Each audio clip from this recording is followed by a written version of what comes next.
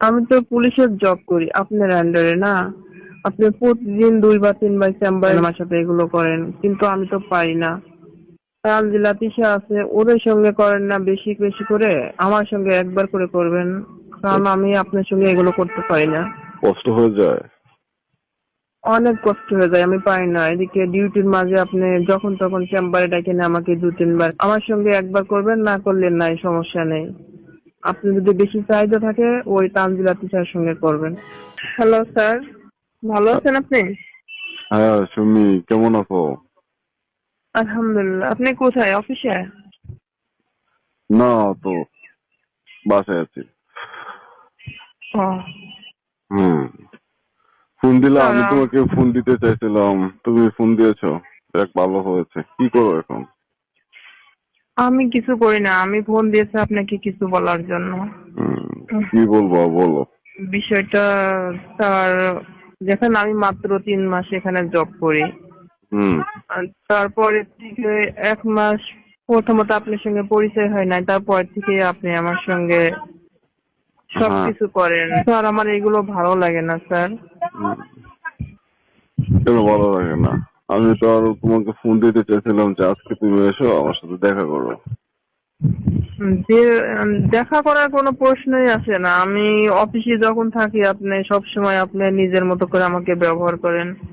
আমি এগুলো আর করবো না, কারণ আমি তো বিবাহিতা না, কারণ আমার তো বিয়ে করতে হবে না। ব্যবহার করার জিনিস ব্যবহার করতে হবে না, এটা কি ফালায় রাখার জিনিস নাকি? স্যার, এটা তো আপনার ব্যবহার করার জিনিস না। আর হুম। আপনি আমাকে ছাড়াও তিশা, তানজিলা, আরো কয়েকজন শুনছি, সবার সঙ্গে আপনি এগুলো করেন। হুম।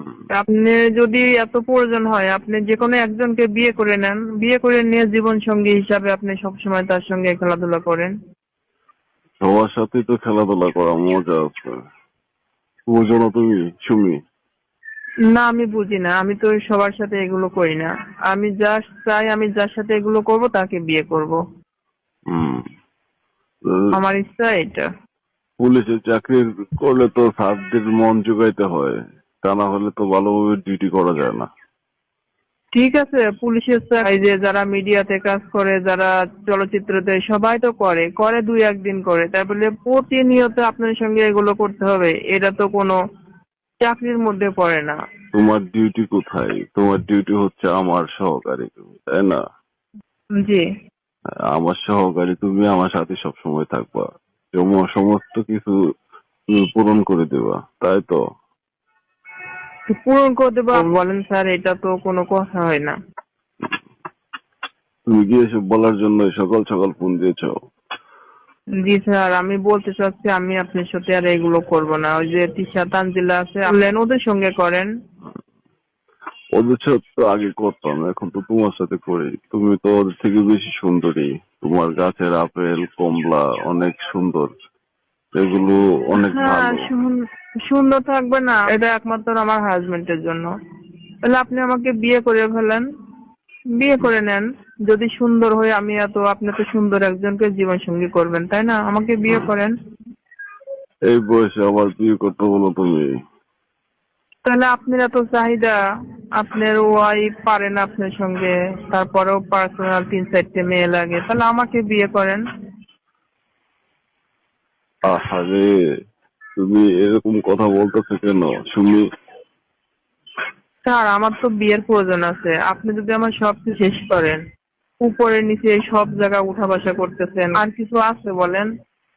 কিছু তো ভালো রাখেন নাই, সবই শেষ করে দিয়েছেন। তো শেষ তো হয়ে গেছে, এখন আবার বলার কি প্রয়োজন আছে নাকি? আমি এই জন্যই বলছি, শেষ যেহেতু আপনি করছেন, আপনি আমাকে বিয়েটা করে ফেলেন। এসব কথাই হবে না, বিয়ে শাদী করা যাবে